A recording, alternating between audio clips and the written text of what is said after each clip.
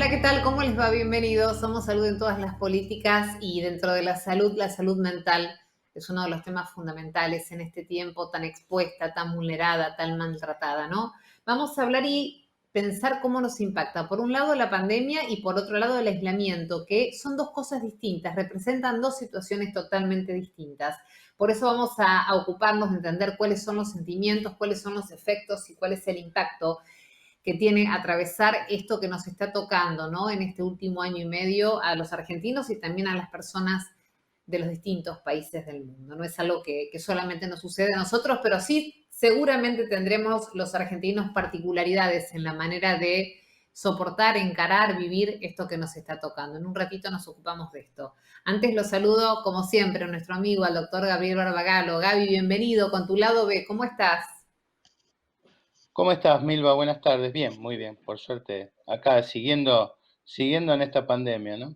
Y hoy te quería traer nuestro lado B.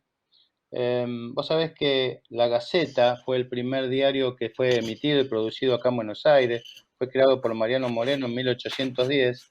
Y el 7 de junio se celebra, justo en esta semana, se celebra un año más de la creación de ese diario y fue instaurado como el Día del Periodista. Pero yo quiero hacer un poco hincapié, un poco en honor a tu programa, a nuestro programa, sobre el periodismo médico, el periodismo científico. Ahora que estamos en Ujú. pandemia y que tanta actividad ha desarrollado. Primero, una sutil diferencia entre lo que es divulgación científica de lo que es periodismo médico. Divulgación científica es lo que el científico divulga entre sus colegas, las revistas médicas para que lean médicos, y el periodismo científico o el periodismo médico es el vínculo que hay entre el periodismo, entre el conocimiento científico y la gente. Y yo creo que esto es muy importante que lo venimos repitiendo y tenemos infinidad de colegas, tanto colegas tuyos, periodistas, como colegas míos, Nora Bar, Guillermo Lobo, Valeria Román, López Rossetti, Claudio Zink, meteorólogos, que también son periodistas científicos. Pero yo quiero Claro. hoy recordar a una persona en particular, como alguna vez recordamos al doctor Laureano Maradona, al doctor Luis Agote o al doctor René Favaloro. Quiero recordar al doctor Florencio Escardó. Vos sabés que el doctor Florencio Escardó fue un gran innovador de la comunicación médica, fue médico, escritor, periodista, sanitarista, nacido en Mendoza, y realmente durante los 47 años que fue médico del Hospital de Niños Ricardo Gutiérrez, realmente ha hecho una revolución en lo que era la atención pediátrica en la Argentina. Fíjate que la sala 17, del cual era jefe, fue la primera sala de pediatría en la cual las madres podían estar junto a sus hijos. Hasta ese momento, los bebés tenían los biberones colgando de las cunas, el bebé tenía que de alguna manera alcanzar ese biberón, pero la Increíble. mamá podía verlo 2 veces por semana. Fue realmente Florencio Escardó, un gran innovador, el que dijo que las madres tenían que estar al lado de sus hijos y todos querían internarse en la sala 17. Era un gran lío que se armaba muchas veces en el hospital de niños de aquella época. Llegó a ser decano de la Facultad de Medicina y vicerrector de la Universidad de Buenos Aires. Y fíjate qué innovador y qué de avanzada era él, que él logró que en el Colegio Nacional Buenos Aires y el Colegio Carles Pellegrini, dependientes de la Universidad de Buenos Aires, aceptaran mujeres. Hasta ese momento solamente se aceptaban varones. Él logró la escolaridad mixta en el Nacional Buenos Aires y en el Carlos Pellegrini. Creó también la residencia de psicología médica, él junto a su compañera, a su esposa, que es la licenciada Eva Giberti, psicóloga, crearon una cosa que fue fantástica y quedó en la historia, insisto, de la puericultura, que era la escuela para padres, en el cual psicólogos, asistentes sociales y médicos le explicaban a los padres todo lo que era el cuidado de los chicos, esa comunicación tan eficaz que el doctor Florencio Escardó ejerció durante tantos años en la Argentina. Fue presidente de la Sociedad Argentina de Escritores porque escribió también 22 libros, no solamente de medicina, él era un gran guionista que llegó a escribir el guión de una película y también era un gran humorista, él con el seudónimo de Piolín de Macramé, escribía notas de humor en los diarios de la época. Fue un gran comunicador, fue uno de los primeros comunicadores televisivos allá por la década del 60 y a partir de esa actividad y de todo esto que te acabo de nombrar, logró el premio Conex de platino en el año 84. Realmente uno de los personajes que deberíamos recordar como un gran innovador impulsor de la pediatría argentina. Por eso en él quiero recordar no solamente a tus colegas periodistas, y mis colegas médicos en esta semana que se celebra el Día del Periodista, y particularmente a vos, Milva, te quiero hacer un reconocimiento porque realmente todos los mediodías desde tu noticiero y en Telefe, en el noticiero de la gente, desarrollás tu actividad en lo que es el interés general, pero también desde hace unos años ya lo estás haciendo en el periodismo y la difusión de la salud, así que celebro contigo este día, amiga, y feliz día para todos tus colegas también en esta semana que se celebra. Ay, gracias, Gabriel. Eso me sorprendió. No estaba en el libreto el saludo. Te lo agradezco un montón. Sabes que también te respeto mucho. Gracias por el compromiso y el apoyo de siempre. Y además a vos también un saludo especial, porque si bien tu vocación es la de médico y esa es tu profesión, también tenés el don de la comunicación. Y eso es fundamental para que la gente entienda de lo que estamos hablando. Un profesional médico también tiene que saber explicar, contar y comunicar. Esa también es una forma de hacer salud en todas las políticas. Para mí es un placer que nos acompañes. Gaby, abrazo enorme, amigo. Gracias. Hasta la próxima. Vamos a hablar ahora de un tema que también nos preocupa y mucho, que pasa de moda, por decirlo de alguna manera, pero está siempre presente, es el dengue en Argentina. Cambiamos de tema, es una cuestión de salud pública. Tuvimos la oportunidad de conversar con el licenciado Manuel Espinosa. Él es biólogo y es además el responsable del área de enfermedades transmitidas por mosquitos de la Fundación Mundo Sano. El dengue te lo tenemos que tener presente todo el tiempo porque convive con nosotros, a no descuidarnos. Escúchalo. En Fundación Mundo Sano implementamos programas y proyectos de investigación que abordan la problemática de las enfermedades transmitidas por el mosquito Aedes aegypti, como el dengue, el chikungunya y el zika.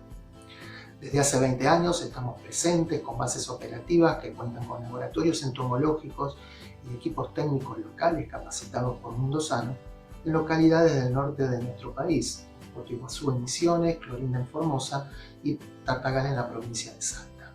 En estas localidades desarrollamos actividades de vigilancia y monitoreo del mosquito durante todo el año a fin de registrar las variables e índices de infestación y aquellas problemáticas sociales y de infraestructura urbana que generan los escenarios vulnerables, donde luego hay que implementar las acciones de control y diseñar estrategias para la prevención del dengue y otras enfermedades.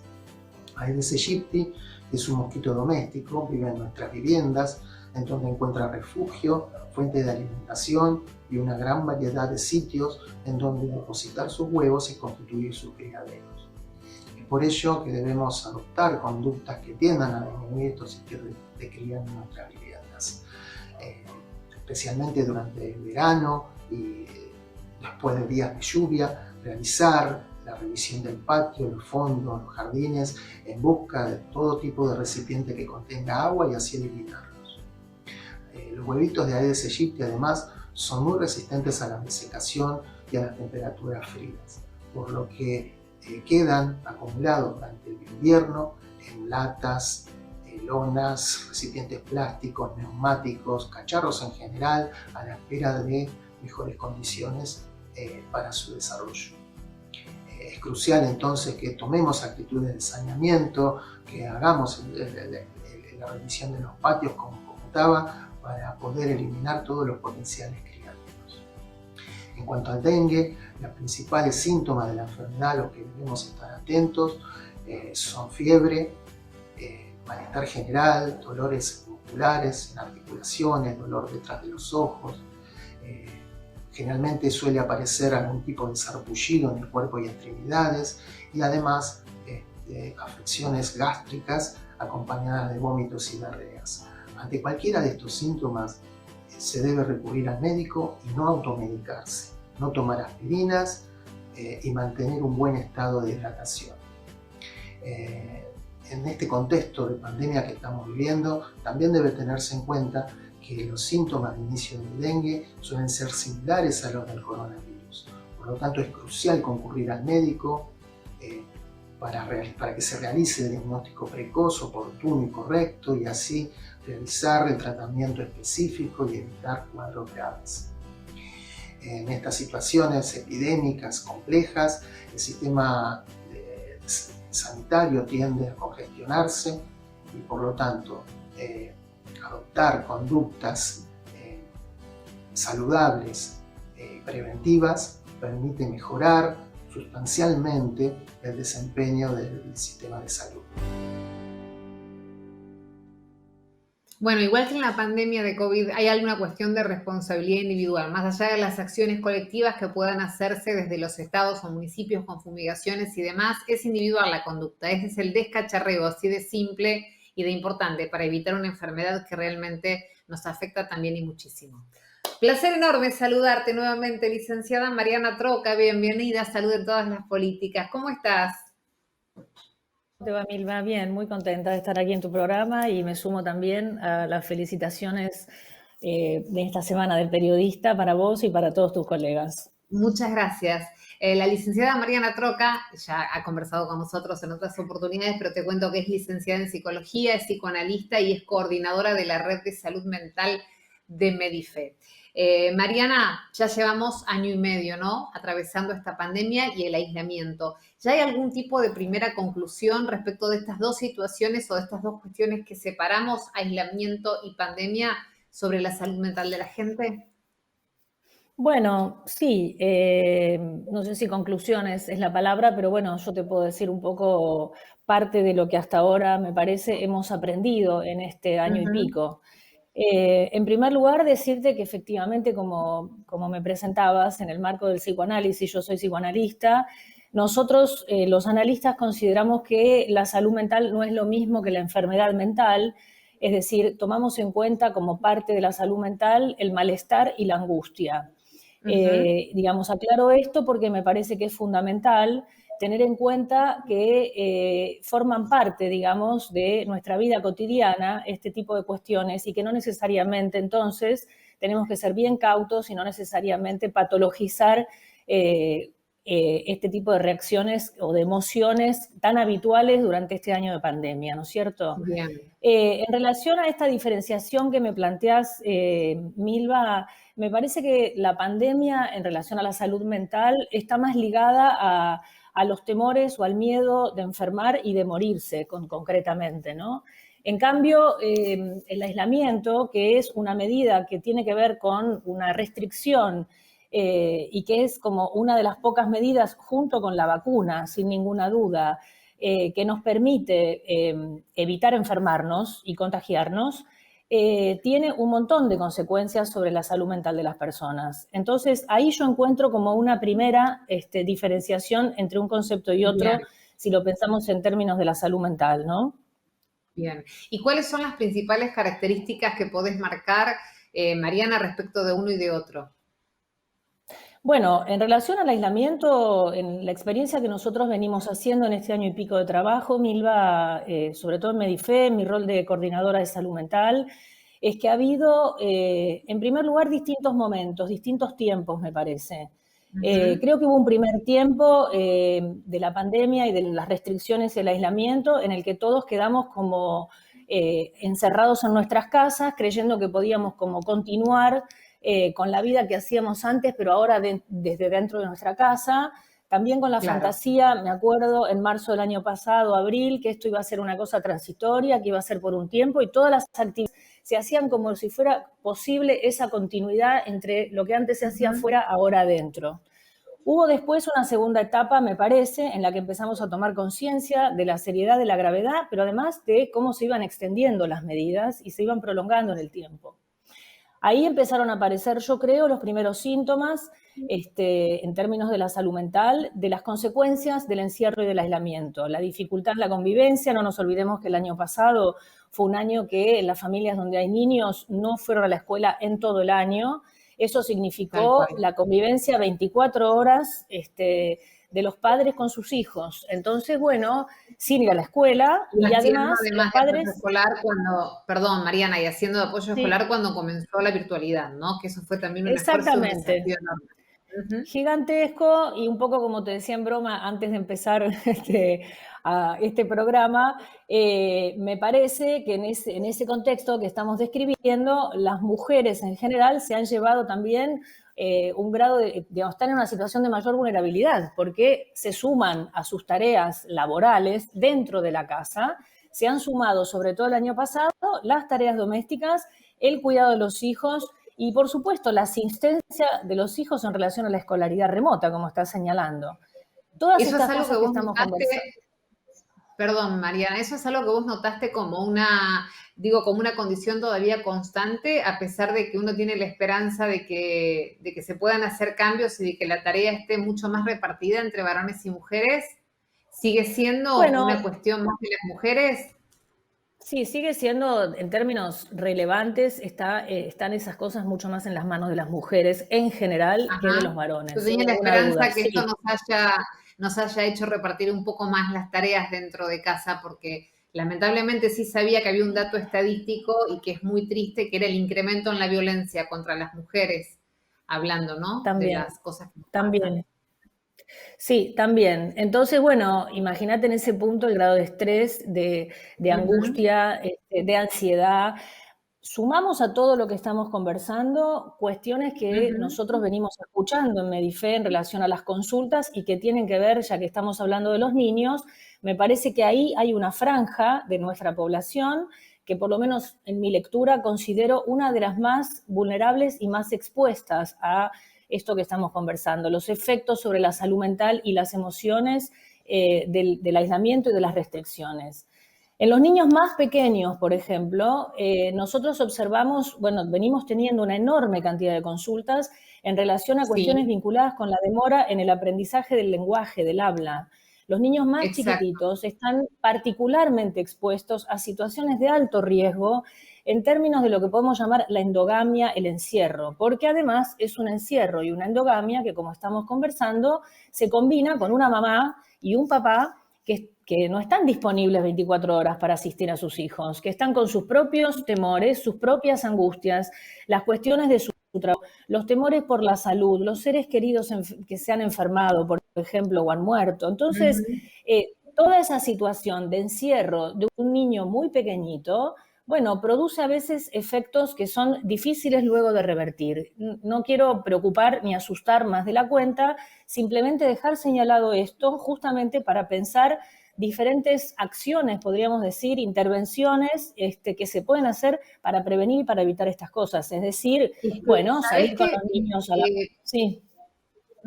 pensaba, Mariana, y perdón que te interrumpa, posiblemente y vos lo podrás confirmar, todo lo que se había Mm. escrito, por decirlo de alguna manera, respecto de la evolución de la infancia en los primeros años, haciendo hincapié en lo que vos estás mencionando, posiblemente se ponga en revisión. Esto lo hemos hablado también ya en otra oportunidad con otra colega. Digo, se pone en revisión Sí. por esta experiencia vivida que no tiene, digamos, un antecedente, que no tiene algo No. anterior que nos dé una pauta y que seguramente, como vos decís, va a marcar de una manera particular. Habrá que ver cómo. Sí, bueno, difícil poder decirlo con certeza en este momento, pero hay algunas de esas consecuencias que vos estás planteando que nosotros ya las estamos escuchando. Por ejemplo, Por en la ejemplo, línea de lo que estaba contándote, la sí, enorme cantidad de consultas que recibimos a partir de este año, segunda ola, segunda vuelta, algunas localidades ya la escolaridad es presencial y entonces a medida que los niños empiezan a ir a la escuela son las maestras las que detectan este tipo de situaciones en los niños, sobre todo los niños pequeños, te digo, ¿no? Entonces, bueno, claro, demoras en la adquisición del lenguaje, consultas con fonoaudiología, con psicoanalistas, evaluaciones neurocognitivas.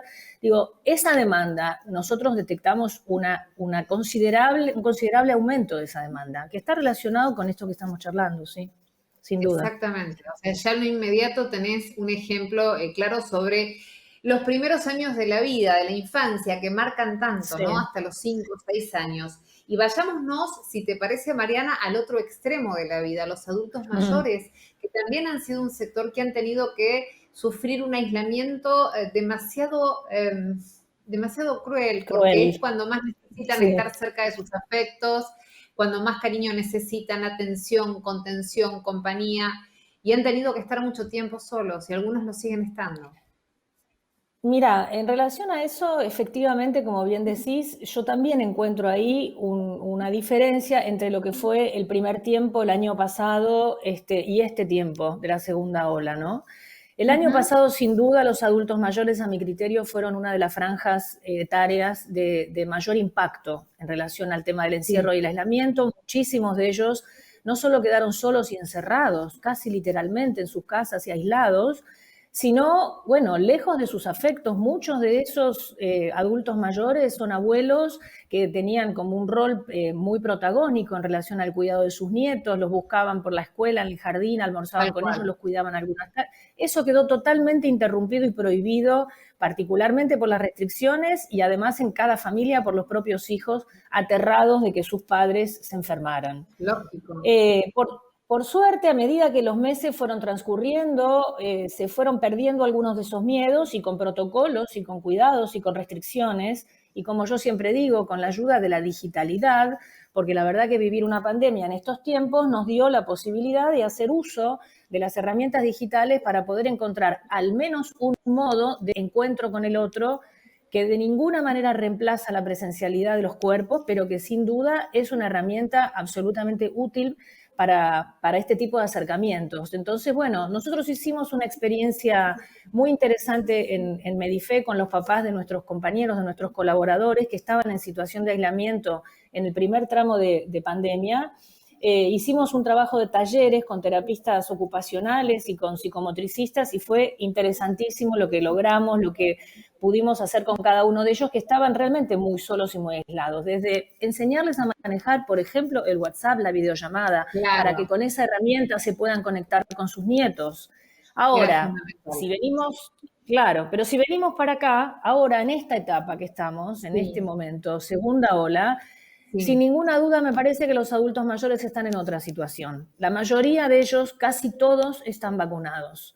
Y eso es una diferencia sustancial, Milva, sustancial. Claro, digamos, en ese punto han dejado de estar en la franja que podríamos llamar de la población más vulnerable, claramente. Digo, yo tengo una familiar cercana, muy directa, una tía mía, que es una persona muy grande, que está vacunada y que hace 10 días se contagió COVID y es totalmente asintomática. Y lo cuento como ejemplo, para decir que me parece que no es una situación aislada la que estoy contando. La vacuna es la salida, es la solución, es la protección más segura de todas. Entonces, en ese punto, esa franja de la población que hoy está vacunada está en una situación completamente distinta de lo que pasó el año pasado, ¿no?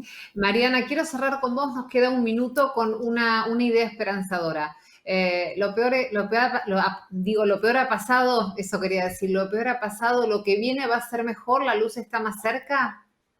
Sí, no tengo ninguna duda, absolutamente ninguna duda. Me parece que esta segunda ola, ya de hecho, las restricciones de los últimos 15 días en las curvas de los contagios empiezan a mostrar sus resultados. Combinado esto con la enorme cantidad de vacunas que están llegando en las últimas semanas a nuestro país, me parece que sin duda nos permite pensar de un modo optimista. Creo que de aquí hacia adelante vamos en mejoría, estamos llegando, ojalá que pronto, a la primavera, y creo que por lo menos yo tengo mi fuerte esperanza y mi apuesta allí, digamos, junto con algo que no te dije, pero que me parece que es muy importante, y es el enorme aprendizaje que hemos tenido a lo largo de este año y pico. Digo, hoy sabemos un montón de cosas acerca de esta pandemia, de lo que es el COVID, del contagio, de cómo prevenirlo, de cómo evitarlo, y si bien no hay garantías, estamos en mucha mejor situación que la que estábamos un año atrás. Así que sí, yo soy optimista, sí, por supuesto.